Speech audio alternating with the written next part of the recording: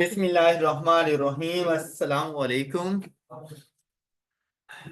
Comprehensive example number 15, chapter number 1, IS 20, Government Assistance and Grants.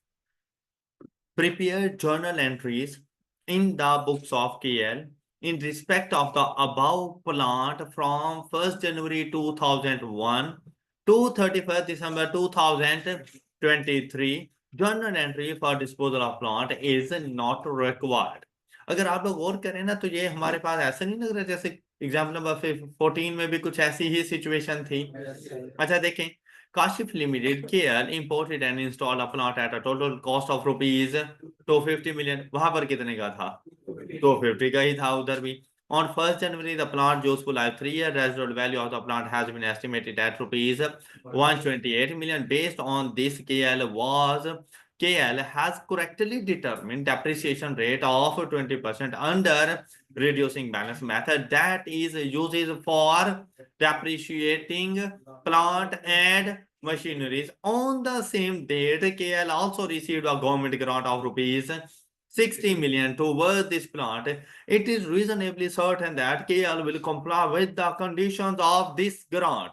KL has policy to present the grant as deductions from carrying amount of the plant in its financial statements. All right. अच्छा अब देखें example number 14 और 15 में सिर्फ इसी बात का difference था कि हम लोगों ने एग्जाम्पल नंबर 14 में जो ग्रांट को रिकॉर्ड किया था वो सेपरेटली डेफर्ड गवर्नमेंट ग्रांट के तौर पर रिकॉर्ड किया, जबकि यहां पर हम लोगों ने उसको डिडक्ट कर देना है from the cost of asset. All right, तो हम लोगों ने जो अपने पास जर्नल एंट्रीज रिकॉर्ड करनी है उनमें फर्स्ट हमारे पास जो जर्नल एंट्री आ जाएगी वो प्लांट की एक्विजिशन 250 के साथ। उसके बाद गवर्नमेंट ग्रांट को रिसीव करना, बैंक को डेबिट कर देंगे 60 से and property plant and equipment को क्रेडिट कर देंगे। ऑलराइट, अब अगर आप लोग गौर करें तो हमारा एसिड कौन सी वैल्यू पे पहुंच गया है? 250 में से 60 माइनस हो गया तो हमारा एसिड कौन सी वैल्यू पे पहुंच गया है? 190। अच्छा अब देखें तो WDV मेरे पास जो एसिड की बनती है वो बनती है 190, डेप्रिसिएशन रेट है मेरे पास 20%। तो अब ऐसा नहीं है कि आप 190 का 20% is equal to 38 depreciation expense charge कर देंगे, ऐसा नहीं है। अब यहां पर आप लोगों ने क्या करना है, ओरिजिनल एसिड की कॉस्ट या WDV के ऊपर अलग से डेप्रिसिएशन चार्ज करो। उसके मुताबिक देखो कि इस डेप्रिसिएशन एक्सपेंस से रेलेवेंट इनकम कितनी बनती है, तो अपने एक्सपेंस में से इनकम को डिडक्ट कर दो। बिल्कुल ऐसे ही जैसे आपने कॉस्ट ऑफ एसेट्स में से गवर्नमेंट ग्रांट को डिडक्ट कर दिया, तो एक्सपेंसेस में से ड्यूरिंग द पीरियड जो आपके पास इनकम बन रही है उसको भी डिडक्ट करें। ऐसा नहीं हो सकता कि आप लोगों ने कॉस्ट ऑफ, यहां पर आप लोगों ने एग्जाम में बहुत ज्यादा केयरफुल रहना है।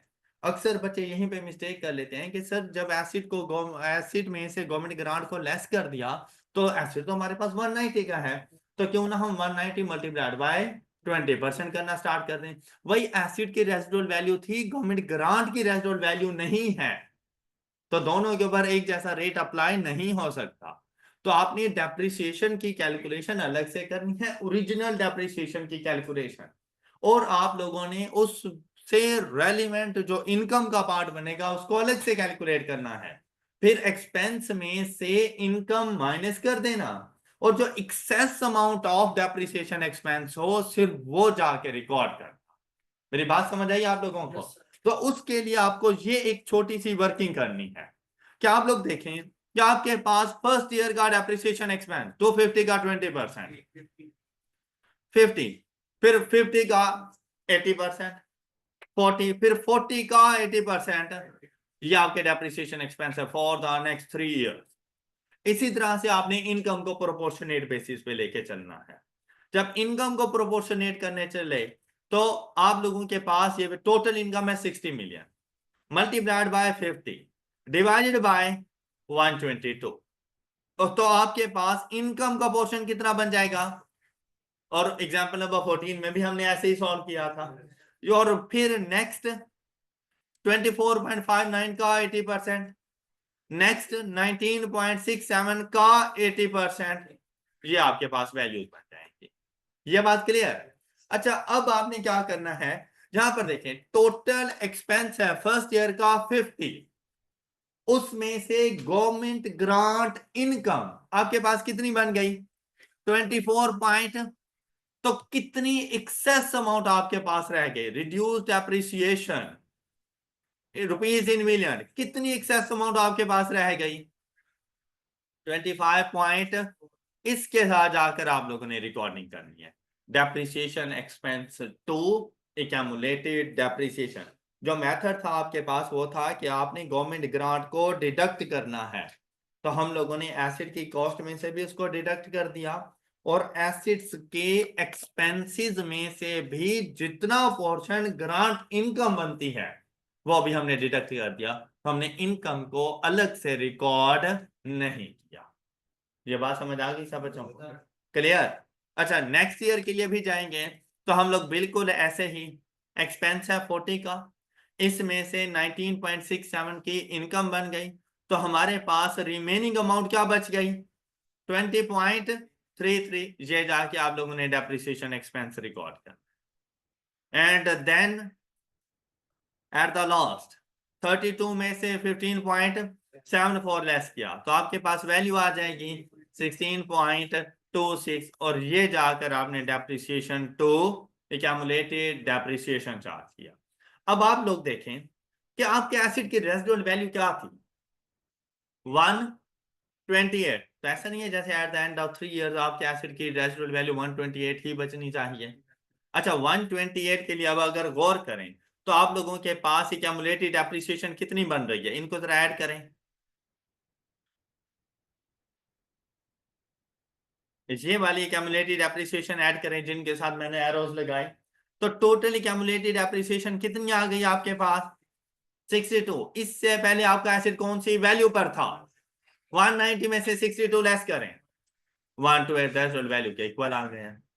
बात क्लियर? अच्छा, जो कॉन्सेप्ट था ना आपका, हम उसके मुताबिक वर्किंग करके देखते हैं कि अगर आप लोग ये कहें कि मेरे एसिड की वैल्यू थी 250, उसमें से 60 की गवर्नमेंट ग्रांट आ गई, एसिड की वैल्यू आ गई, फर्स्ट ईयर के लिए इसका डेप्रिसिएशन एक्सपेंस 38,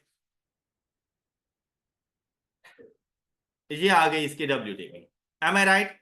सेकेंड ईयर पर अगर मैं चलूं और 152 का 20% चार्ज करो तो 30.4 जी, और ये वैल्यू मेरे पास आ जाएगी 121.6। फिर अगर मैं थर्ड ईयर की डेप्रिसिएशन चार्ज करूं 121.6 मल्टीप्लाइड बाय 20%, 24.32।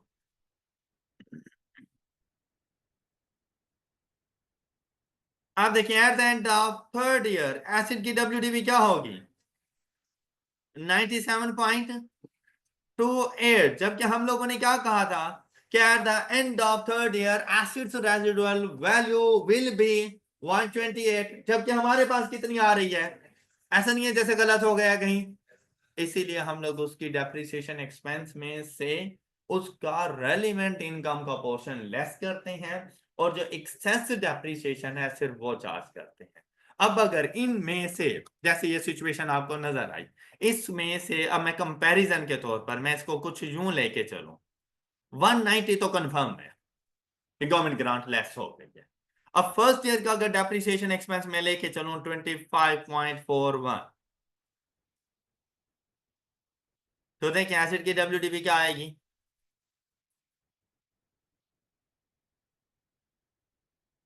फिर सेकेंड ईयर का डेप्रिसिएशन एक्सपेंस 20.33, तो एसिड की WDV क्या आएगी? और अब अगर इसमें से लेस कर दूं मैं 16.26, तो एसिड की WDV देखें, तो कौन सा बेस्ट मेथड है? ये। All right. तो ऐसा ना हो कि आफ्टर डिडक्शन आप लोग उसके ऊपर डेप्रिसिएशन चार्ज कर दो, ऐसा नहीं है। रिड्यूसिंग बैलेंस मेथड थोड़ा सा टफ टाइम देता है, तो आपको इसके बारे में सोचना पड़ता है। एक तो ये कि अगर हम लोग सेपरेटली रिकॉर्ड कर रहे हैं फिर भी थोड़ा सा कम टफ टाइम दे रहा है, कि सिंपली क्या करना होता है कि डेप्रिसिएशन एक्सपेंस कैलकुलेट करना है, और अकॉर्डिंग टू डेप्रिसिएशन एक्सपेंस हम लोगों ने इनकम को जाकर प्रोपोर्शनेट बेसिस पे रिकॉर्ड करना है। लेकिन अगर हम लोग इसको डिडक्ट करते हैं from the cost of asset तो और ज्यादा केयरफुल रहना पड़ता है, कि हम लोगों ने फिर से वही काम रिपीट करना है कि हमारा ओरिजिनल डेप्रिसिएशन एक्सपेंस क्या बनेगा, इस एक्सपेंस से रेलिवेंट इनकम का पोर्शन कितना है, और जितनी एक्सेस डेप्रिसिएशन होगी वो जाके डेप्रिसिएशन एक्सपेंस के तौर पर रिकॉर्ड करेंगे हम लोग। Any doubt? All clear? Next question पे चलें जी। Discuss how the following should be done with the financial statements of relevant entities according to IAS 20, accounting for government grant and disclosure of government assistance। अच्छा बेटा, government grant की recording होती है और government assistance के disclosures होते हैं, क्योंकि उनकी कोई वैल्यू नहीं होती एज सच, हम उसको कोई वैल्यू नहीं दे सकते। तो ऐसी सिचुएशन में हम उनके लिए डिस्क्लोजर नोट देते हैं कि गवर्नमेंट ने हमें फ्री में टेक्निकल एडवाइस दी, फ्री में टेक्निकल सर्विसेज प्रोवाइड की, या कुछ भी इस तरह की चीजें, तो उसके बारे में हम लोग just notes on the financial statements में डिस्क्लोज किया करते हैं। जबकि जो गवर्नमेंट ग्रांट होती है उसकी रिकॉर्डिंग हो रही होती है, और हम लोग गवर्नमेंट ग्रांट की रिकॉर्डिंग पढ़ रहे हैं कि हमने इनको रिकॉर्ड किस तरह से करना है। अब देखिए, फर्स्ट पॉइंट है, government makes a grant to an entity which is planning to develop teaching software for children with learning difficulties। वो जो डिसेबल स्टूडेंट्स होते हैं उनके लिए अगर किसी किस्म के कुछ सॉफ्टवेयर वगैरह बनाए जा रहे हैं, और पता है उनके लिए बुक्स भी डिफरेंट होती हैं, कि अगर जो देख नहीं सकते और उन्होंने बुक्स रीडिंग वो भी डिफरेंट होती हैं, उनके लिए सॉफ्टवेयर भी डिफरेंट होते हैं। तो कुछ इस किस्म के सॉफ्टवेयर बनाए जा रहे हैं। The purpose of the grant is to help the entity to meet its journal financial requirements in the initial phase। There are no further condition attached to the grant। अच्छा, अब इसकी रिकॉर्डिंग हम लोगों ने किस तरह से करनी है? Grant has been provided for the purpose of giving immediate financial support to the entity with no further condition, so this grant should be immediately recognized in profit or loss। तो आपने एक तो ये बताना होता है कि ग्रांट है या नहीं है, तो इधर हमें पता चल गया कि ये ग्रांट है। फिर आपने ये बताना होता है कि भाई इसको डेफर करना है या इमीडिएटली हम लोगों ने प्रॉफिट और लॉस अकाउंट का पार्ट बनाना है। डेफर उस टाइम पे होती है जब रिलेटेड टू एसेट्स हो, तो एसेट की बात नहीं की गई, कोई फर्दर कंडीशन भी इसके ऊपर अटैच नहीं की गई, सॉफ्टवेयर की कोई लाइफ भी हमें नहीं बताई गई, तो इस वजह से हम लोग इसको फौरन प्रॉफिट और लॉस अकाउंट में इनकम के तौर पे रिकॉर्ड कर देंगे। Should be immediately recognised in profit और loss in full in the period in which the entity qualifies to receive it when it is receivable, with disclosure to ensure that its effect is clearly understood। All right, next second part हमारे पास मौजूद है। A manufacturer entity sets up a plant in an area of high unemployment। A government grant of rupees 4 million is received with the condition that the grant is repayable in full if the number of its employees fell below 100 at any time in during the next 4 years। It is highly probable that the entity will comply with the condition attached to the। अच्छा, अब ऐसी situation में देखें तो grant तो हमें मिल गई 4 million rupees की, लेकिन उसके साथ ना एक कंडीशन अटैच की गई है कि आने वाले नेक्स्ट 4 इयर्स के अंदर आपके नंबर ऑफ एम्प्लॉयज कभी भी 100 से कम ना हो। मतलब बेसिकली अनएम्प्लॉयड एरिया था ना, तो जब 100 एम्प्लॉयज यहां पर मौजूद होंगे तो कम से कम 100 लोगों को तो नौकरी मिल गई ना वहां पर, और अगले 4 साल तक ये कंडीशन मीट करनी है आप लोगों ने, और आप ये कंडीशन मीट कर रहे हैं, मतलब आपकी जब हाईली प्रोबेबल है कि आप इन कंडीशंस को मीट कर जाएंगे, तो ऐसी सिचुएशन में हम लोग इसको ग्रांट के तौर पे रिकॉर्ड करेंगे। लेकिन अगर कंडीशन मीट ना की तो ये फुल वापस भी हो जाएगी हमें, तो हम इसको 4 साल के लिए डेफर कर देंगे। Okay, since there is reasonable assurance that the conditions attaching to the grant will be met, the grant is recognized in statement of profit or loss over 4 years. अब immediately cover नहीं आएगा। 4 years period in which the entity incurs the cost of the employing 100 people, amount taken to statement of profit or loss may be either be presented as other income or shown as deduction from the. अब यहाँ पर जब आप लोगों ने discuss करना होता है तो ऐसे कैलकुलेशंस नहीं करके देते आप सिर्फ उन्हें मेथड्स बता रहे होते हैं कि ये मेथड्स हैं। अब हमने उन्हें कह दिया कि प्रॉफिट और लॉस अकाउंट में लेकर जाओ, लेकिन हमने साथ में ये भी बता दिया भाई 2 मेथड्स हैं आपके पास, या तो उसको सेपरेटली रिकॉर्ड कर दो या अपने एक्सपेंसेस में से डिडक्ट करके रिकॉर्ड कर देना। The remaining amount of grant will be presented as deferred income under liabilities in the balance sheet। अब ये होती है डिस्कशन करना कि किसी भी पॉइंट के बारे में उसे बता दें कि आपने किस तरह से जाकर इसकी रिकॉर्डिंग करनी है, लेकिन इसका ये मतलब नहीं है आप हर साल की उसको कैलकुलेशंस करके दें, इसका ये हर किसी मतलब नहीं है। ओके हो गई बात, किसी को प्रॉब्लम? अच्छा, ऐसे क्वेश्चन आप आए क्या हमें सिर्फ उसी टाइम पर सॉल्व कर सकते हैं जब इनके प्रैक्टिस कर रहे, पर ऐसे क्वेश्चंस को पढ़ें। अक्सर बच्चे पता है क्या करते हैं, वो कहते हैं ये तो छोटा सा क्वेश्चन है, थ्योरेटिकल क्वेश्चन है, तो इसकी प्रैक्टिस नहीं करते, हम न्यूमेरिकल क्वेश्चन की प्रैक्टिस करते हैं। और ऐसे स्टैंडर्ड में से जो क्वेश्चन आ जाता है वो डिस्कशन के बारे में आ जाता है, इस किस्म के पॉइंट्स आ जाते हैं। तो जब तक आपको लिखना नहीं आएगा ना तो आपको मार्क्स नहीं मिल सकते। तो वैसे अपनी तरफ से तो आप कुछ भी लिख सकते हैं, अपनी तरफ से माइंड में जरूर एक स्केच बनाएं, लेकिन जब इन 3-4 क्वेश्चंस को सॉल्व करेंगे, कोई 5-7 स्टेटमेंट्स को देखेंगे कि वो किस तरह से डिस्कस कर रहा है, तो आपको लिखने का मेथड आएगा कि भाई अगर मुझसे ऐसी चीज पूछेगा तो मैंने क्या क्या चीजें उसको आंसर करनी है। गवर्नमेंट ग्रांट है ये उसको बताओ, क्योंकि हाईली प्रोबेबल दैट फ्यूचर ये जो हमारे कंडीशंस वगैरह हैं वो मीट हो जाएंगी। फिर उसे बताओ कि प्रॉफिट और लॉस अकाउंट में किस तरह से हम लेकर जाएंगे, और अगर कोई डेफर्ड है तो फिर बैलेंस शीट में उसको लायबिलिटी के तौर पे रिकॉर्ड करेंगे। लेकिन अगर आप गौर करो तो फर्स्ट पॉइंट में हमने ऐसी कोई बात नहीं बताई थी, क्यों?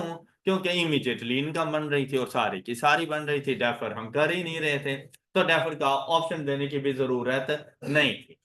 ऑलराइट, थर्ड पॉइंट कहते free technical advice has been provided by the government's export promotions department to help an exporters to market his new technology in the North America। अब यहां पर अगर गौर करें, क्या किसी किस्म की कोई वैल्यू वगैरह की बात की गई? तो ये ऐसा है कि आपको असिस्टेंस प्रोवाइड की गई है, असिस्टेंस की आपने रिकॉर्डिंग नहीं करनी, असिस्टेंस के बारे में आप लोगों ने जाकर डिस्क्लोजर नोट देना है। अब यहां पर देखें, free technical advice is government assistance that can not be reasonably have a value placed upon it and therefore should not be recognised, मतलब उसकी रिकॉर्डिंग नहीं कर सकते आप लोग जब वैल्यू का नहीं पता। फिर however an indication of such assistance should be disclosed in financial statements। All right, any problem? Example number 17, discuss how the above issue should be dealt in the financial statements of CL for the year ending 31st December 2020 in accordance with the requirements of IFRS। और क्या बात यहाँ पे की गई, कहते हैं you have recently joined the finance manager of CL while reviewing the draft financial statement for the year ending 31st December 2020 prepared by the junior accountant, you have noted that in January 2020, government allotted an industrial plot to CL at a prime location subject to the condition that CL will establish a factory। अच्छा, अब यहां पर देखें तो idea हो गया है कि अगर गवर्नमेंट ने हमें प्लॉट दिया है तो मतलब government grant in kind, it means that मतलब कैश में नहीं है, नॉन मॉनेटरी टर्म्स में है, उसको इन काइंड का वर्ड यूज कर लेते हैं। तो है तो गवर्नमेंट ग्रांट ही, तो इसको रिकॉर्ड करना चाहिए। रिकॉर्ड करने के लिए हमारे पास मेथड्स थे, हमें ना उनकी उससे उनकी फेयर वैल्यू पे रिकॉर्ड करना चाहिए, और अगर फेयर वैल्यू ना मिल रही हो तो फिर नॉमिनल वैल्यू पे जरूर रिकॉर्ड करेंगे। अब ये लैंड है, तो लैंड की अपनी तो कोई लाइफ होती नहीं है। हाँ, इससे मिलने वाली जो ग्रांट होती है ना, हमने उसको डेफर करना होता है। लेकिन अगर हम लोग उस लैंड के ऊपर किसी किस्म की कोई इंप्रूवमेंट्स करते हैं और उस इंप्रूवमेंट्स की लाइफ हो, तो हम लोग ना उस गवर्नमेंट ग्रांट को डेफर करते हैं to the life of improvements. मतलब अगर उसके ऊपर बिल्डिंग बना दो, तो जितनी बिल्डिंग की लाइफ होगी हम उतने अरसे के लिए उसको डेफर कर देंगे। ओके। अच्छा, फिर क्या कहता है, CL constructed the factory building which was available for use on 1st October 2020 due to delay in recruitment of key factory employees. The production activities will commence on 15th March 2020। तो इससे तो हमें कोई फर्क नहीं पड़ता। अवेलेबल फॉर यूज कब से थी? 1 अक्टूबर 2020 से, तब से बिल्डिंग डेप्रिशिएट होना स्टार्ट हो गई है। ओके, तो अक्टूबर नवंबर दिसंबर, ये करंट ईयर में 3 मंथ्स के लिए डेप्रिशिएट हो चुकी है। अब क्या हुआ, अभी सारी उसने स्टोरी सुनाई है, इन रियलिटी इवेंट हुआ क्या था। अब आपको बता रहे हैं आपके जूनियर अकाउंटेंट ने क्या किया। The accountant has not recorded the land as it was given free of cost। Tender ने मना किया था इस बात से। उसने कहा था कि अगर आपको लैंड मिली है तो आपने उसको रिकॉर्ड करना है, और गवर्नमेंट ग्रांट भी रिकॉर्ड करेंगे और अपना एसेट भी रिकॉर्ड करेंगे, फेयर वैल्यू पर या नॉमिनल वैल्यू पर। तो एक तो इसने ये मिस्टेक कर दी कि उसने अपने पास लैंड को रिकॉर्ड नहीं किया, तो लैंड की रिकॉर्डिंग बनती है। फिर while the factory building is still appearing in capital work in process as production activities will commence on अब इसके लिए क्या कहा गया है कि भाई आप लोगों की बिल्डिंग अवेलेबल फॉर यूज हो गई ऑन 1 अक्टूबर, तो 1 अक्टूबर को ही उसको वर्क इन प्रोसेस से आपके एसेट का पार्ट बन जाना चाहिए था, और 3 मंथ्स के लिए उसको डेप्रिशिएट भी होना चाहिए। तो उसने ये भी मिस्टेक कर दी कि अभी तक उसने उसको वर्क इन प्रोसेस का पार्ट बनाया हुआ है, तो उसने 3 मंथ्स का डेप्रिसिएशन भी चार्ज नहीं की होगी। The accounting policy of CL is to carry land and building at मतलब रिवैल्यूएशन मॉडल है, लैंड एंड बिल्डिंग अगर खुद यूज कर रहे हैं तो फेयर वैल्यू पे रिकॉर्ड करना मतलब revaluation model. Okay, when ever permitted by IFRS। Clear?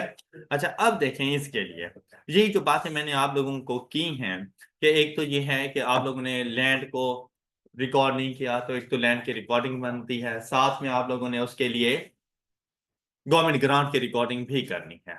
दूसरी बात, बिल्डिंग अभी तक कैपिटल वर्क इन प्रोसेस का पार्ट है, तो वो कैपिटल वर्क इन प्रोसेस से हटाकर आप उसको एसिड बनाओगे, जब एसिड बनाओगे तो उसको 3 मंथ्स के लिए ऑन अ सिस्टमैटिक बेसिस आपने डेप्रिशिएट भी करना है। अब उसने सिस्टमैटिक बेसिस बताए नहीं थे आप लोगों को, ना बिल्डिंग की जो उसको लाइफ बताई है।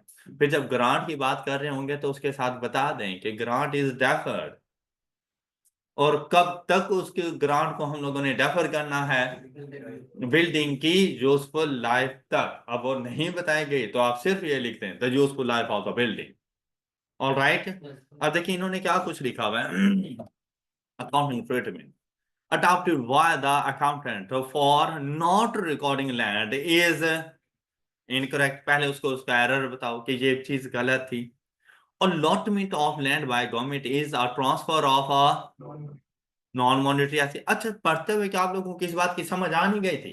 तो भाई समझ आ गए तो उसे बता दो कि भाई ये नॉन मॉनिटरी एसेट्स हैं हमारे पास, and should be considered as government grant.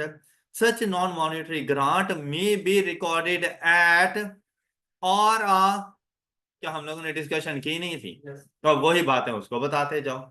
फिर हमारे पास आया, as per CL's policy fair value of the land should be assessed and reported in the financial statement under the head property, plant and equipment. The grant was made subject to construction of factory, so the resulting deferred income should be recognized in income on the systematic basis. क्योंकि बताई नहीं गई थी, तो आप लोगों ने ये नहीं कहना on straight line basis, on reduce नहीं, on a systematic basis over the useful life of the. क्या हमने ये बात की नहीं थी? क्या आपके माइंड में ये बात आई नहीं थी? तो भाई बस अपने अल्फाज में बता दें। देखिए भैया, आपका इंग्लिश का पेपर नहीं है, ये बात याद रखनी है ना। आप लोग किसी किस्म का कोई इंग्लिश में कुछ करने जा रहे हो, आप अकाउंटेंट्स हो, इंग्लिश के एरर्स ओमिट हो सकते हैं, लेकिन बातें सारी लिखनी है आप लोगों ने। वो हो सकता है आपकी इंग्लिश बिल्कुल ऐसी ना हो, कोई फर्क नहीं पड़ता, आप बुलेट पॉइंट्स के तौर पर लिख दो। तो भाई लैंड को colour record, land is recorded incorrectly, land should be recorded as government grant, the value of the land will be fair value or the nominal value। ये बातें आप इस तरह से बताना उसको शुरू कर दो, तब भी बिल्कुल ठीक है। मतलब जरूरी नहीं आप पैसेज बनाओ, जरूरी नहीं आप एक स्टोरी क्रिएट करो तो आपका इंग्लिश को कोई पेपर नहीं है, ये बात हमेशा याद रखना। लेकिन जो बातें जरूरी है ना वो जरूर लिखो उधर। क्लियर? बेस्ट है आप बुलेट्स बना के उसे बताना शुरू। नेक्स्ट वन, फिर फैक्ट्री बिल्डिंग। अब देखो लैंड के बारे में सारी डिस्कशन हमने उसको कर दी, तो फिर आ गई फैक्ट्री बिल्डिंग। तो factory building should also be transferred from capital work in process to PP account as the building is available for use on 1st October। Further depreciation of building should also be charge from the same date. ये बात बताना बहुत, हालांकि इस बात का जिक्र नहीं था क्वेश्चन में, तो बच्चे भी स्किप कर जाते हैं। भाई जब उसको पीपी बना रहे हो और आपने पहले नहीं बनाया तो आपने डेप्रिशिएट भी तो नहीं किया होगा, तो आप उसे कहो कि भैया आप एक तो ट्रांसफर करो, इसको पीपी का पार्ट बनाओ, और जिस दिन आप इसको पीपी का पार्ट बना रहे हो वहां से डेप्रिशिएट भी करो। Got it? डिस्कशन कंप्लीट हो गई है। किसी को कोई प्रॉब्लम? All clear? चले नेक्स्ट हम लोग डिस्कस करेंगे अपने रिमेनिंग कुछ पॉइंट्स। पॉइंट नंबर 1 में हमारे पास रहता था forgivable loans and below interest rate. हम लोगों ने जो लोन लिया हुआ था उसके बारे में डिस्कशन करेंगे। आई होप के गवर्नमेंट ग्रांट असिस्टेंस अब अच्छे तरीके से कवर हो गए हैं जी। अब हमारे पास आ गई फॉरगिवेबल लोन, ऐसे लोन जिनकी बाद में माफी हो जाए। मतलब इनिशियली लोन है, मेरी लायबिलिटी है, मैंने लोन ही लिया हुआ है, मैंने वो वापसी करना है, लेकिन बाद में क्या हुआ इन फ्यूचर पीरियड्स कि गवर्नमेंट ने कहा कि वो जो आपने नेशनल बैंक का लोन देना है ना, हम आपको वो लोन माफ कर देते हैं। तब ऐसी सिचुएशन में देखें, एक तो ये होता है कि भाई आपने कोई प्रॉपर्टी प्लांट एंड इक्विपमेंट, कोई फैक्ट्री वगैरह लगानी है, कोई पीपी परचेज करना है, आपने गवर्नमेंट से इमदाद मांगी कि भाई मुझे इमदाद दे दो। इमदाद से मुराद होता है कि भाई मैं आपको वापसी नहीं करूंगा, जस्ट मेरी हेल्प करो। ग्रांट बेसिकली आपको वापस नहीं करनी होती, वापसी सिर्फ उस सूरत में होती है जब आप कंडीशंस को मीट ना करो। कंडीशन मीट कर रहे हो तो वो वापसी नहीं की जाती। तो आपने गवर्नमेंट से ग्रांट मांगी, गवर्नमेंट ने आपको ग्रांट नहीं दी, गवर्नमेंट ने कहा कि नहीं भाई अभी हम आपको ग्रांट नहीं दे सकते। ये बिल्कुल ऐसा ही है कि जो इस्टेब्लिश बिजनेस होते हैं ना, आप बैंक में चले जाएं उनसे मतलब लोन आपको चाहिए हो, जो इस्टेब्लिश बिजनेस पहले से चल रहे होते हैं ना, बैंक लोन भी उन्हीं को देता है। और अगर आप लोग कोई न्यू बिजनेस स्टार्ट करने के लिए जाओ, आपके लिए इतनी सारी रिक्वायरमेंट्स आ जाएंगी, आप खुद कहेंगे कि यार भीख मांग लूंगा लेकिन बैंक से लोन नहीं लूंगा। इतनी सारी रिक्वायरमेंट, मतलब जिनको जरूरत है ना उनको नहीं दी जाता, और ये हकीकत है। क्यों? क्योंकि आपके पास तो फाइनेंशियल स्टेटमेंट्स ही नहीं है आपकी। जब बिजनेस नहीं है तो फाइनेंशियल स्टेटमेंट कहां से आएंगे? और अगर आप बिजनेस के लिए लोन लेने के लिए जाते हो तो पहली चीज यही मांगी जाती है, भाई बिजनेस की फाइनेंशियल स्टेटमेंट दे दो। तो कहां से लाओगे? अब नहीं कहते हो भाई न्यू सेटअप है तो बैंक इतना बड़ा रिस्क कभी भी नहीं लेता कि न्यू सेटअप के लिए आपको किसी किस्म का कोई लोन मिल जाए। ऑलराइट, हमने गवर्नमेंट ग्रांट के लिए अप्लाई किया कि भाई हमें गवर्नमेंट ग्रांट दे दो, गवर्नमेंट ने इनकार कर दिया। उन्होंने कहा तुम हमें कौन सा बेनिफिट दे रहे हो भाई, हम तुम्हें गवर्नमेंट ग्रांट दे दें? ओके, मिन्नत तरले की है, तो उन्होंने कहा, इस बात पे एग्री हो गए कि भाई बैंक से लोन दिला के दे देते हैं, तुम अपना काम स्टार्ट करो, बाद में ये लोन हमें वापसी कर देना।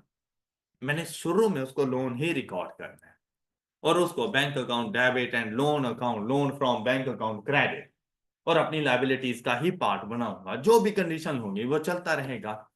3-4 साल मैंने काम किया।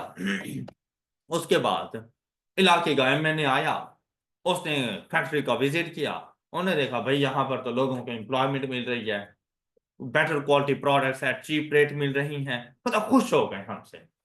तो उसने इनाम के तौर पे हमसे कहा कि भाई वो जो लोन है ना वो मैं माफ करवा दूंगा। अब उसकी हम लोगों ने रिकॉर्डिंग करनी है कि स्टार्ट में लोन था, अब वो लोन माफ हो गया है बाय द गवर्नमेंट, तो उसकी रिकॉर्डिंग किस तरह से की जाएगी। ऑलराइट। फॉरगिवेबल लोन्स और लोन्स मतलब इनिशियली लायबिलिटीज हैं। अब क्या करना है, which the lender undertakes to waive repayments of under certain prescribed condition. और जिसने आपको लोन दिया, मतलब बैंक्स वगैरह वाले, गवर्नमेंट वाले, आपको वो लोन माफ कर देते हैं। वेवर ऑफ रीपेमेंट्स, कि जो रीपेमेंट है इसकी वो आपको माफ कर दी गई। अब क्या करना है, a forgivable loan from government is treated as, इसको भी आप लोगों ने गवर्नमेंट ग्रांट ही ट्रीट करना है, लेकिन उस टाइम पे नहीं जब आपने लोन लिया था। उस टाइम पे तो लायबिलिटी थी, उस टाइम पे तो लोन था, उस टाइम पे तो वापसी करना था आप लोगों ने। ये कब आप लोगों ने गवर्नमेंट ग्रांट रिकॉर्ड करनी है, when there is a reasonable assurance that the entity will meet the terms of forgiveness of the loan। ऐसा भी हो सकता है कि गवर्नमेंट वाले कहें कि भाई ये लोन है, लेकिन अगर तुम अगले 3 साल तक ये कंडीशन मीट कर गए तो फिर तुम्हें ये लोन माफ कर दिया जाएगा, अदरवाइज तुम हमें आके वापसी दे। ओके। अब ये कंडीशन स्टार्ट में भी अटैच हो सकती हैं। कहते हैं आपने उसको गवर्नमेंट ग्रांट उस टाइम पे रिकॉर्ड करना है जब एंटिटी के पास रीजनेबल अश्योरेंस हो कि उसने लोन को माफ कराने की जितनी भी कंडीशन थी मीट कर लेनी है। अनटिल देन सच्चा लोन, और वो कंडीशन मीट करवाने से पहले की अश्योरेंस तक आपने उसको लोन के तौर पर ही ट्रीट करना है as a liability in accordance with IFRS 9। ये पढ़ने की जरूरत नहीं है, ये आप लोग FR2 में जाके देख लेंगे। ऑलराइट, ये चीज आगे बताने की जरूरत नहीं होती, बस यहां पे फुल स्टॉप लगा दो भी कहते हैं loan is treated as liability. Example number 6 पढ़ें।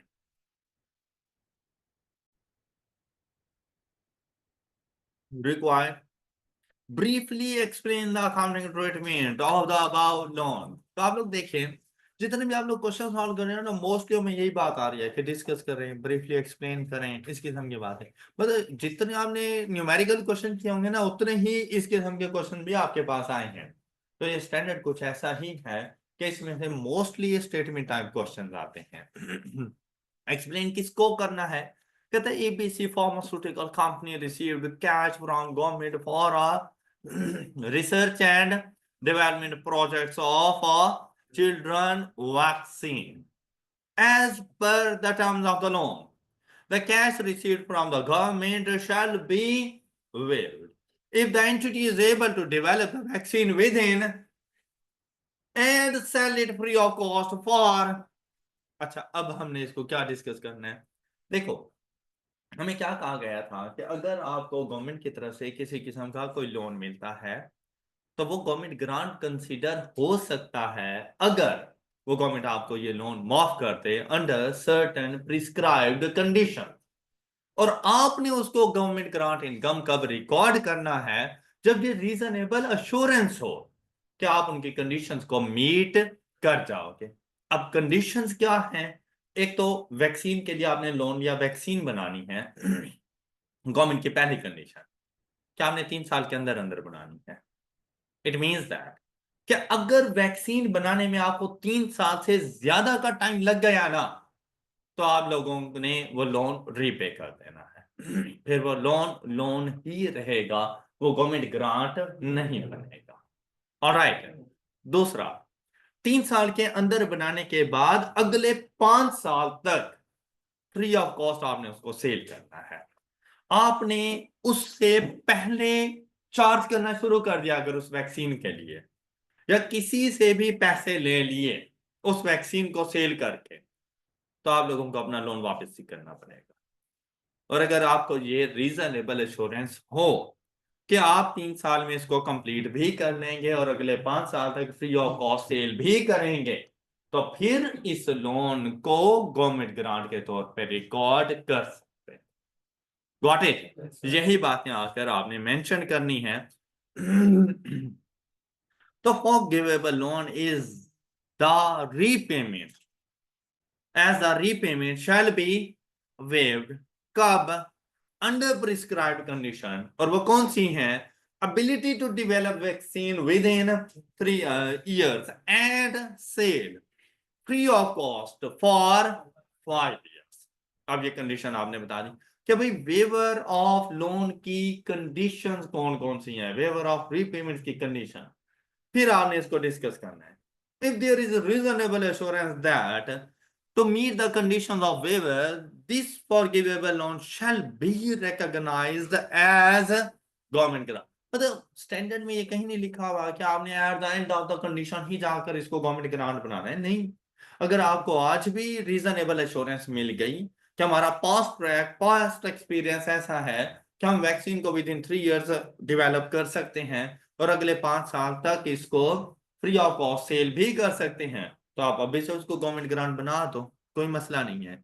लेकिन जब तक रीजनेबल एश्योरेंस ना मिले, however if there is expectation that it will take more time, अब आपको नहीं पता कि भाई आपको कितना टाइम लगेगा, मे बी आप फर्स्ट टाइम वो वैक्सीन बनाने जा रहे हो तो आपको आइडिया नहीं है, तो आपको वो रीजनेबल एश्योरेंस नहीं मिल रही कि मे बी 3 साल से ज्यादा का अर्सा ले जाए, या पता नहीं हम 5 साल तक फ्री ऑफ कॉस्ट सेल भी कर पाते हैं या नहीं कर पाते।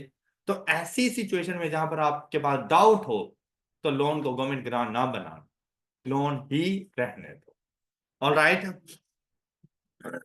expectation that it will take more time than 3 years in the development of, or there is a expectation of selling the vaccine for a price before 5 years, the loan shall be recognized as a liability in accordance with IFRS 9, जो कि mention नहीं करना। All right, किसी को doubt? चलें example number 7 पढ़ें और इसका जरा सॉल्यूशन डिसाइड करेंगे क्या होना चाहिए। Example number 7।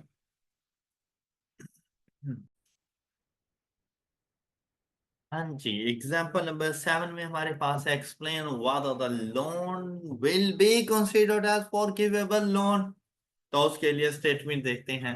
ABC pharmaceutical company received cash from government for a research development project of a children vaccine as per the terms of the loan. The cash received from the government is repayable in cash only if the entity decides to commercialize the results of the research phase of the project। कहते हैं कि आप लोग research करो इसके ऊपर, हम आपको लोन दे देते हैं, लेकिन आपने ये हमें फिर सिर्फ कैश की फॉर्म में वापस करना है अगर आपने इस रिसर्च के जो भी आउटपुट होगी किसी और को सेल कर दी, तो आप हमें ये हमारा लोन वापसी कर देना। ओके, फिर देखो if the entity decide not to commercialise, और अगर एंटिटी ये डिसाइड करे कि हम अपनी इस रिसर्च की आउटपुट को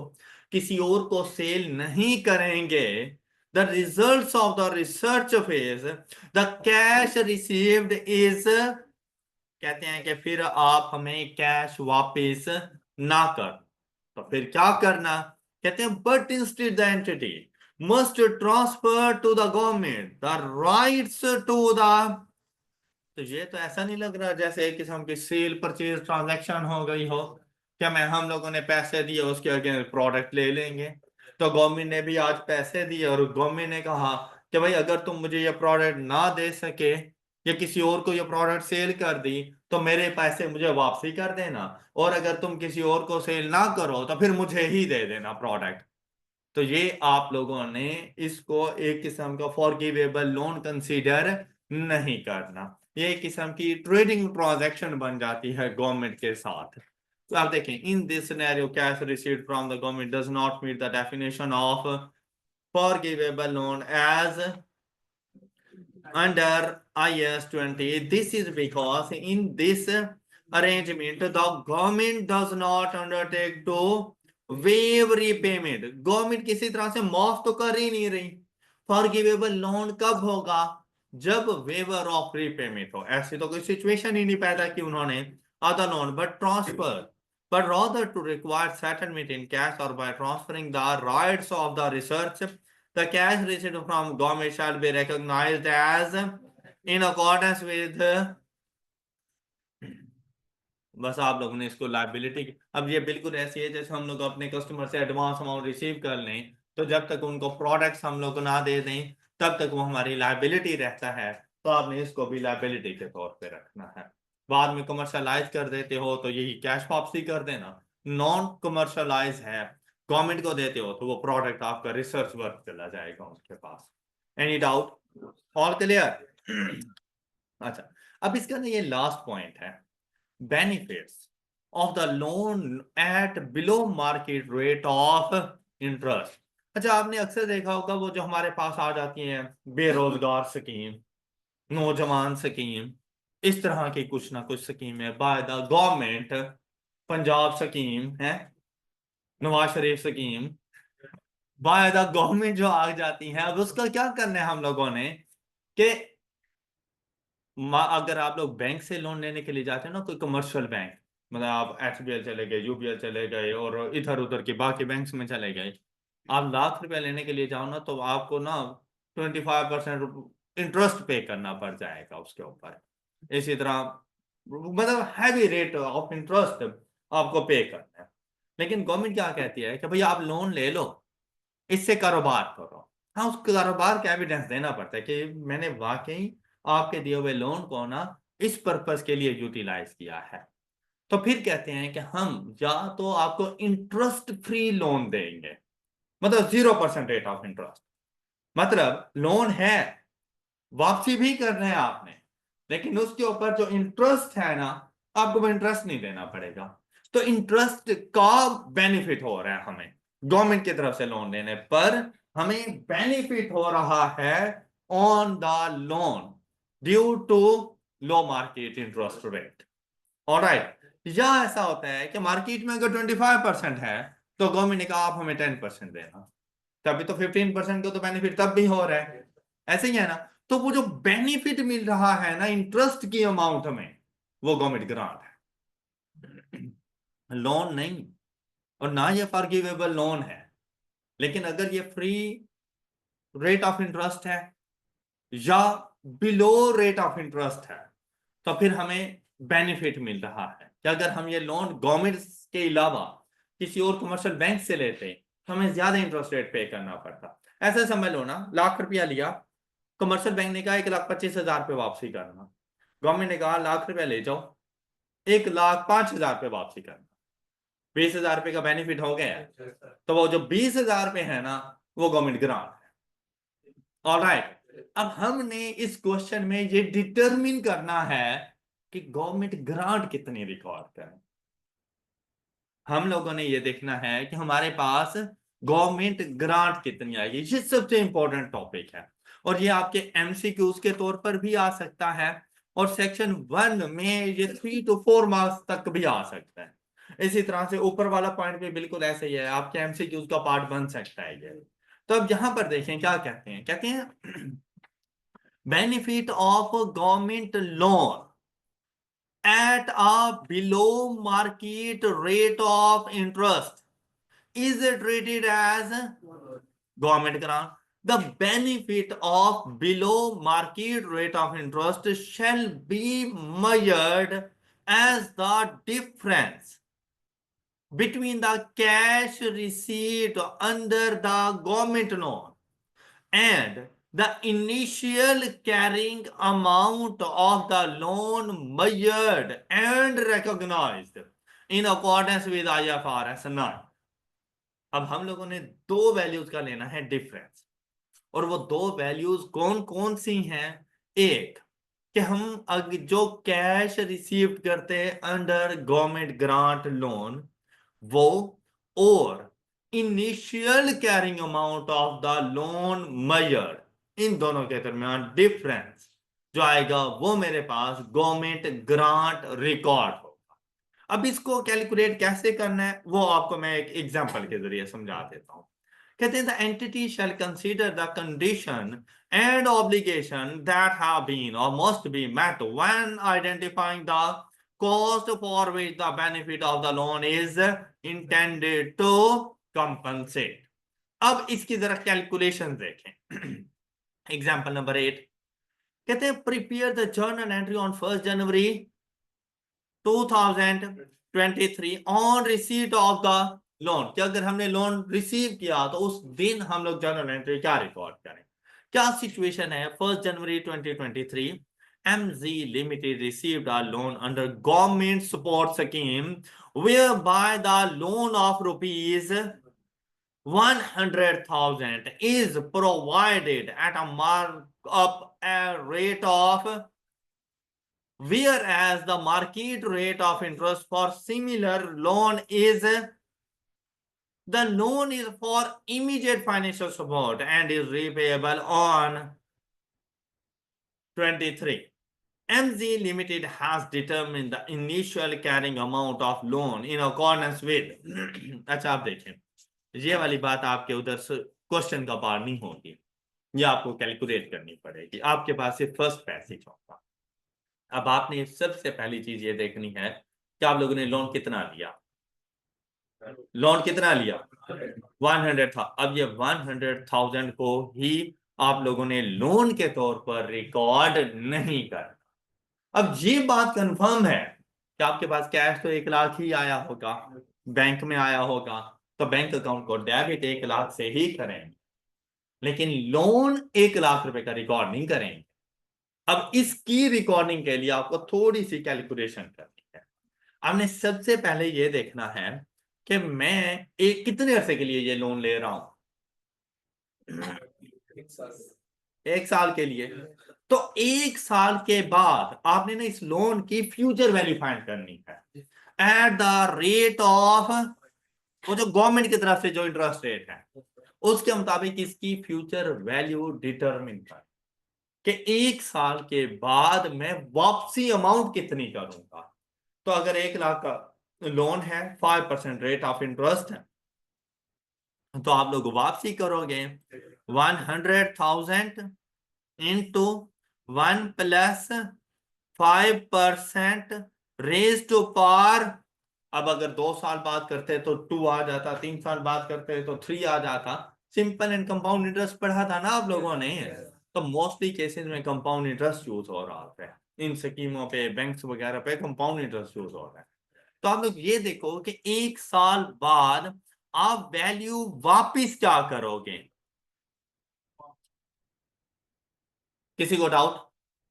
ऑल क्लियर? अच्छा अब आपने मतलब लोन की अमाउंट को पहले लेके जाओ रीपेबल पीरियड तक, कि मैंने जिस दिन वापसी करना है ना उस दिन अमाउंट रिटर्न कितनी करूंगा। तो हमें पता चला कि हम लोग इसको 105,000 रुपीज रिटर्न करेंगे। अब हमसे कहा गया कि अगर ये 105,000 रुपीज ही रिटर्न है और अगर ये एट द रेट ऑफ 12% होते, एट द रेट ऑफ 12% होता, तो आज इसकी वैल्यू क्या है। इनिशियल कैरिंग अमाउंट, ये देखो, initial carrying amount of the loan measured and recognised. अब मेरे पास जो लोन हमने रिकॉग्नाइज किया, मेजर्ड किया, उसकी फ्यूचर वैल्यू क्या बन रही है 105,000। अब आपने देखना है एट द रेट ऑफ 12% उसकी प्रेजेंट वैल्यू क्या बनेगी। अब इसकी प्रेजेंट वैल्यू फाइंड करें तो फार्मूला क्या आ जाएगा 105,000 into 1 plus 12% raise to power. याद है ना प्रेजेंट एंड फ्यूचर वैल्यूज के फार्मूला। पहले इसकी फ्यूचर वैल्यू फाइंड करो, फिर उस फ्यूचर वैल्यू की मार्केट इंटरेस्ट रेट के मुताबिक प्रेजेंट वैल्यू फाइंड करो कि उस 105,000 की आज के दिन प्रेजेंट वैल्यू कितनी है। तो आज के दिन प्रेजेंट वैल्यू कितनी आई आप लोगों के पास? हाँ जी, ये कैलकुलेशन के बाद ये अमाउंट आ गई सब लोगों के पास। अच्छा अब ये क्या बता रहे हैं सुने जरा। ये कहते हैं अगर आप एक साल के बाद तो 105,000 रिटर्न करो एट द रेट ऑफ 12%। अगर आप मार्केट में किसी से भी लोन लेने के लिए जाते तो वो आपको लोन देता 93,750 का। ये बात समझ आई है कि अगर आप गवर्नमेंट के अलावा किसी भी और के पास जाते ना, किसी कमर्शियल बैंक वगैरह के पास जाते और आप उनसे ये कहते कि भाई एक साल के बाद मैं आपको 105,000 रुपीज वापसी करूंगा तो मुझे लोन दे दो, तो वो 12% रेट ऑफ इंटरेस्ट लगाते और आपको लोन की अमाउंट देते 93,750। लेकिन जब आप बैंक के पास गए ना कि भाई मैं आपको 1,05,000 रुपये वापसी करूंगा तो मुझे आज के दिन लोन दे दो, तो बैंक ने कितनी अमाउंट उठा कर दी? 1,00,000। तो इन दोनों अमाउंट का डिफरेंस, जो बैंक ने आपको लोन दिया और उस लोन की इनिशियल कैरिंग अमाउंट, इनका डिफरेंस, तो देखो डिफरेंस दोनों का कितना आ रहा है? 6,250। ऐसा ही है ना, ये गवर्नमेंट ग्रांट 1,00,000 और इस अमाउंट के दरमियान जो डिफरेंस है ना वो गवर्नमेंट ग्रांट है। अब आपने बैंक को डेबिट 1,00,000 से करना है, लोन को क्रेडिट 93,750 से करना, और जो दोनों का डिफरेंस है वो रिकॉर्ड करना एज गवर्नमेंट ग्रांट। ये बात समझ आ गई है सबको? Clear? That's all for today. अपना ख्याल रखिए, नेक्स्ट लेक्चर में मिलेंगे। अल्लाह हाफ़िज़।